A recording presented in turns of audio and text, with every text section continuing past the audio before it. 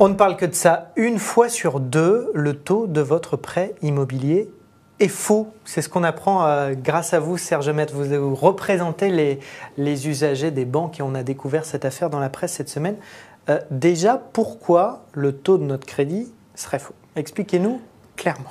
Alors, pour parler technique, c'est le TEG, le taux effectif global. Alors, c'est sûr, tous les emprunteurs n'ont Dieu que pour le taux nominal, plus exactement, celui qui précise à combien on va payer à la banque. On fait, par exemple, 3%.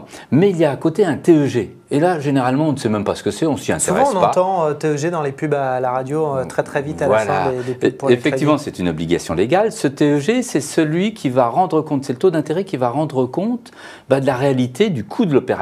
En d'autres termes, on prend le taux nominal, donc les 3% par exemple, et on va y ajouter tous les frais autour de l'opération de crédit. Frais de dossier, c'est le minimum, frais de cautionnement, s'il y a une caution mutualiste notamment, frais de part sociale, si vous avez été amené à payer des parts sociales, frais d'assurance, la prime d'assurance, c'est quelque chose d'important sur 20 ou 25 ans de crédit. Donc tout ce conglomérat de frais, ça ajoute au taux nominal, et puis on arrive à quoi? Au TEG, taux effectif global, qui doit rendre compte du coût réel de l'opération. Et vous avez découvert que ce taux n'était pas forcément le bon. Depuis 15 ans, on pointe du doigt. On se dit, mais ça ne va pas, là, banquier, ça ne va pas. Donc, on va jusqu'en cour de cassation. Et la cour de cassation dit, mais oui, vous, banque mutualiste, vous n'intégrez pas les parts sociales. Vous avez tout faux. Elles doivent être. Et depuis déjà 4 ans, tous les ans, on a des décisions qui l'affirment. De la même manière, sur d'autres éléments de frais. Concrètement, on dit quoi? Banquier, vous vous êtes trompé et ça risque de vous coûter cher, cette erreur, et de rapporter un peu à l'usager. Pourquoi? La sanction est lourde.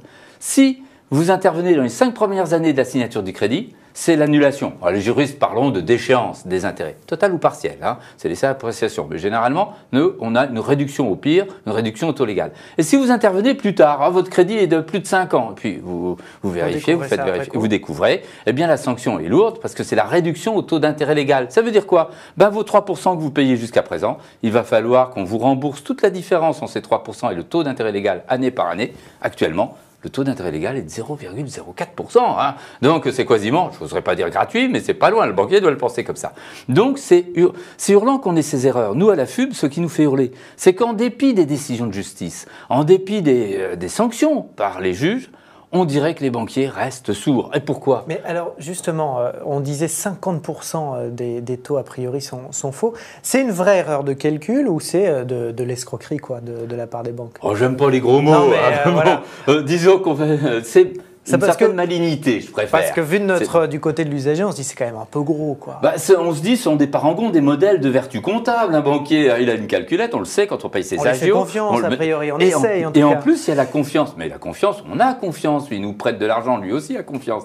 Donc, en fait, ce qu'on met en cause, nous, c'est que sachant les violations de la loi, sachant chaque fois qu'ils sont taclés par les juges, jusqu'à la Cour suprême, la Cour de cassation, donc il n'y a pas de discussion, il n'y a pas de polémique, eh bien, comment ça se fait que les banquiers ne rectifient? Eh bien, je vais vous dire, tout simplement parce que le risque n'est pas grand d'avoir des usagers qui contestent. Il y a 9 millions d'emprunts immobiliers en France. Combien il y en a chaque année qui font un procès? On va dire, nous, dans le cadre de la FUB, on en est à 600, 700 à l'année. C'est pas grand-chose. Disons qu'en France, il y en a 2005. Vous voyez, sur 9 millions. Et le préjudice, on arrive à le quantifier? On sait combien le préjudice, si vous me demandez des valeurs, c'est la différence entre généralement le taux d'intérêt légal, on vient de fixer celui de cette année, et les taux d'intérêt l'intérêt que vous payez. En d'autres termes, dans le plus bas des dossiers, c'est 12 000 €. Dans le plus gros des dossiers, c'est dans les 90 000 €. Ouais, quand même.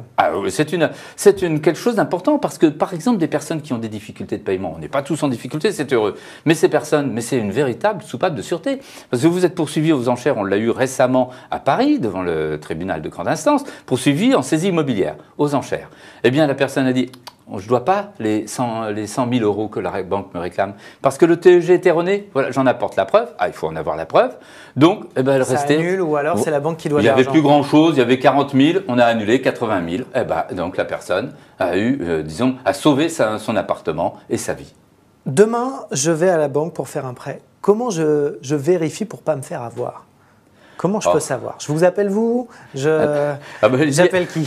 Il y en a certains qui diront non, signez les yeux fermés, parce que c'est rien. Après, vous ferez sanctionner la banque. Et la banque qui vous propose du 3 ou de 2,8 à 3,20 actuellement, signez, puis demain, faites contrôler, car c'est là que la sanction va intervenir. Car certains malins vous diront, si vous intervenez avant pour dire le TEG est erroné, le banquier va vous dire je ne vous fais pas le crédit, puis ça s'arrête là. Donc il faut être quand même pas bisounours, la vie est un peu plus compliquée. Mais comment faire pour savoir si le TEG est erroné? On ne va pas non plus faire un business de l'erreur voilà. de la banque. C'est sans doute le problème. On voit une explosion actuellement, une explosion pratiquement, de demandes de contrôle et de contestation. Soyons très concrets. De toute façon, pour nous, il y a dans les dossiers qu'on a, 70% ont une erreur de TEG. Mais il ne faut pas que ça soit non plus une affaire d'aubaine nécessairement. C'est là où on dit aux banquiers, attention, mais bougez, contrôlez, faites véritablement un travail de banquier tel qu'on l'espère, loyal et de bonne foi. Donc concrètement, si je veux contrôler mon TEG, c'est simple. À la FUB, il y a par exemple deux ingénieurs financiers, analystes financiers, qui gratuitement vous diront si c'est erroné ou pas. Alors, ils vous diront c'est faux ou pas, avec une erreur significative de plus d'un dixième. Bon, il faut passer par un expert. Il faut passer parce que concrètement, si vous allez voir un expert judiciaire, on en a pour 3 000 €. On ne sait même pas s'il est pour le moment erroné. Donc c'est un peu cher. Je dirais pour beaucoup, c'est dissuasif. Si on va voir un expert comptable, il y en a peu qui vont se reconnaître compétents, bien que ce soit quand même des professionnels du chiffre. Donc le plus simple, c'est qu'actuellement, on aille voir un analyste financier. Et il y en a beaucoup dans le commerce, vous en avez, qui proposent leurs services. Alors attention, il y en a certains qui ne font pas véritablement d'analyse financière. Ils font une analyse juridique. Il faut leur demander ce qu'ils font. Deuxièmement, il faut leur demander s'ils reconstituent le TEG article par article, c'est-à-dire frais par frais qui ne seraient pas intégrés. C'est important. Donc, vous voyez, ce n'est pas une mince affaire quand même. Est-ce qu'on sait quand même quelle banque est plus fiable que l'autre? Je vais vous dire à cet égard, la maladie touche tout le monde. Il serait facile pour nous de stigmatiser plutôt un tel qu'un tel. Il est évident qu'il y a plus de danger chez les établissements mutualistes, pour une raison toute simple. Alors, on n'aime pas jeter en pâture, mais c'est une réalité.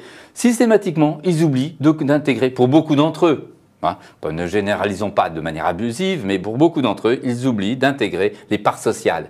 Et les parts sociales, c'est ce qu'on est amené à souscrire en même temps, de manière forcenée, un peu, c'est une centaine d'euros, auprès de la banque quand on vient à prendre un crédit. Eh bien, dans ce cas-là, ils doivent l'intégrer. Ils le savent. Depuis 2008, il y a de la jurisprudence de la Cour suprême. Donc, elle vient encore de renouveler en 2013 sa jurisprudence en la rappelant. Eh bien là, je dirais à ces établissements, vous voyez, vous n'êtes pas seulement dans l'erreur. Il y a une erreur, ça peut arriver à tout le monde, presque, diraient certains. Mais là, vous avez une certaine culpabilité parce que vous persévérez dans l'erreur. Et là, ce n'est pas loyal. Merci beaucoup, Serge Maître, de nous avoir alertés sur tout ça. On va regarder ça de très près. Merci beaucoup. Merci à vous. Et nous, on se retrouve très vite sur le Figaro TV.